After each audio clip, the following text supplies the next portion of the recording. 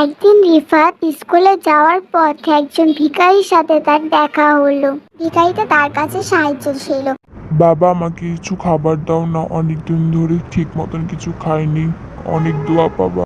আপনার দোয়াতে আমি করুন যে কি, এমনি আজকে আমার আম্মু আমার কম টাকা দিছে, আবার ওইটার মধ্যে আপনারা দিয়ে দিলে আমি কি খামু?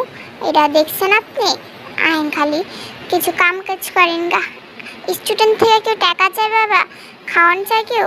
লজ্জা করে না আপনার? আমার কাছে ক্ষমা চান, মাফ করে। দাও বাবা, আমি ভাবি। এই সকল ঘটনা তার টিচার দাঁড়িয়ে দেখলেন। রিফাত স্কুল ক্লাস শেষ করার পর বাসায় যাওয়ার সময় তার টিচার তাকে ডাক দিলেন।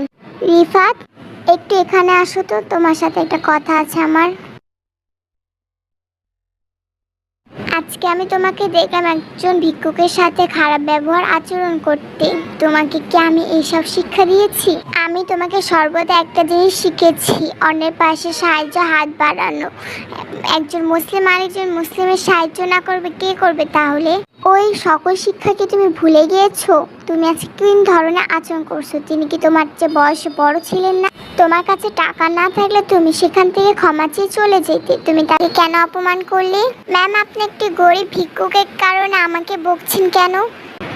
তুমি তাই ভিক্ষু বলছো, তোমার লজ্জা করে না? তুমি কি জানো না তিনি একজন মানুষ? আমরা মানুষে আরেকটা মানুষের সাহায্য না করলে আল্লাহ তাআলা আমাদের ঘৃণা করবেন, আমাদের কঠোর শাস্তি দিবেন। নিজেকে পরিবর্তন করো, দয়ালু হও, নিজের ভিতরে এই জঘন্য চিন্তা ভাবনাকে দূর করো।